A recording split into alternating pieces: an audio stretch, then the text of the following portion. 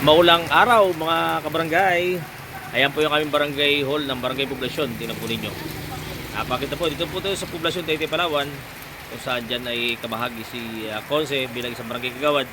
At yan naman po yung proyekto ng barangay. Siyempre sa pangunan ng aming barangay Captain Cap Neneng Rodriguez, Construction Extension Building, Barangay Hall. Ngayon po yung umulan pero napakalaking bagay po yan. Tingnan po ninyo. Sa mga susunod na panahon pagkatapos yun, malapit na matapos, no?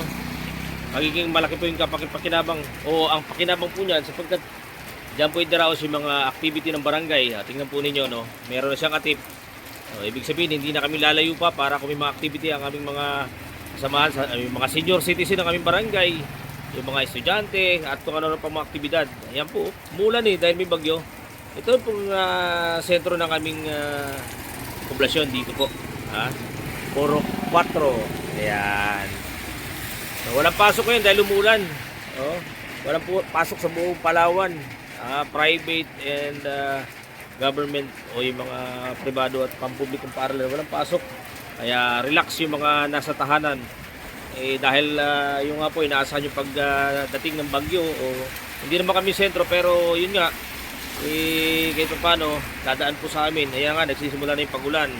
At dito lang po tayo sa labas para silipin o tingnan yung kalagayan dito po sa aming lugar sa Taytay, Palawan, sa poblasyon. Ayan, magbabadya yung malakas na ulan. Kaya dito na tayo pa ikot-ikot, no? Ayan, lakas ng ulan ayan, sa likod ko.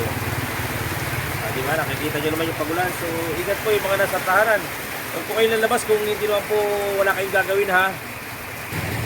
Dahil malakas na po yung pagulan.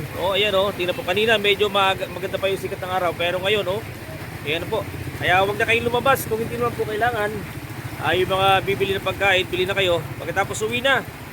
Dahil nga dinitira ng probinsya ng Palawan o ng provincial government na walang pasok ngayon. So stay at home na po tayo. Dahil mahirap na rin po, mas maganda na rin po yung nag-iingat. Doble ingat. Mahirap na rin po kung nakasagsagan ng ulan, nasa gitna kayo ng klase o trabaho sa bawat opisina. Kaya ingat-ingat po.